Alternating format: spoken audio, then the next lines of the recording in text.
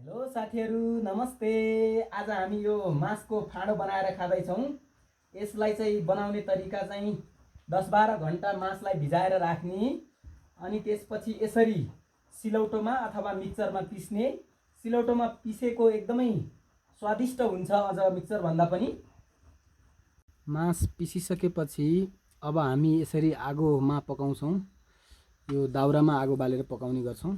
यसरी चाहिँ कडाईमा तेल एकदम तात्न दिएर त्यसमा थोरै यति एक मुठी जति चाहिँ गहत राख्ने। त्यस्तै गरेर अलिकति यो प्याज राख्ने अनि अलिकति खुर्सानी राख्ने। प्याज खुर्सानी राखिसकेपछि अलिकति अब यो लसुन राख्ने। लसुन छ हामीसँग,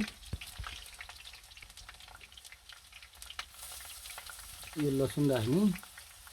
त्यस्तै गरेर अब पिसेको मसला छ भने पिसेको मसला राख्ने। आफैले जिरा धनियाहरू टक्क पिसेपछि मजा आउँछ। यो बजारको मसलाहरू खान त्यति उपयुक्त लाग्दैन हामीलाई, हामी पिसेर खाने गर्छौँ।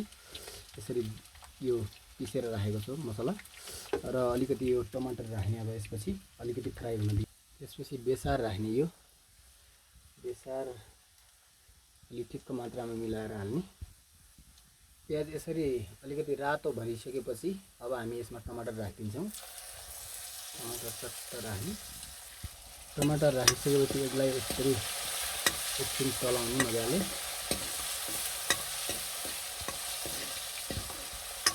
यसरी चलाउने। यो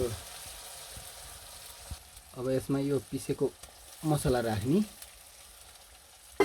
अनि एकछिन मजाले चलाउने।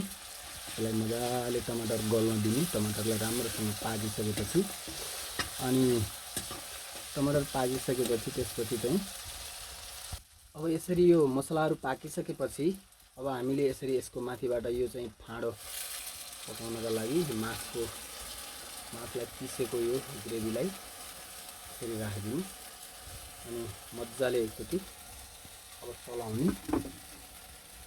यसलाई चलाएर मिक्स गर्ने। एकचोटि मजाले यसलाई मिक्स गर्ने त्यसरी। अनि अब पानी आवश्यकता मात्रामा अलिकति पानी बढाउने।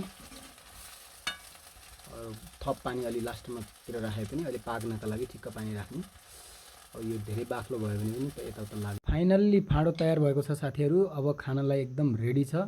यसमा अब अलिकति हामीले घिउ राखिदियौँ भने एकदमै मिठो हुन्छ। तपाईहरु पनि यसरी बनाएर खानुहोला। धन्यवाद।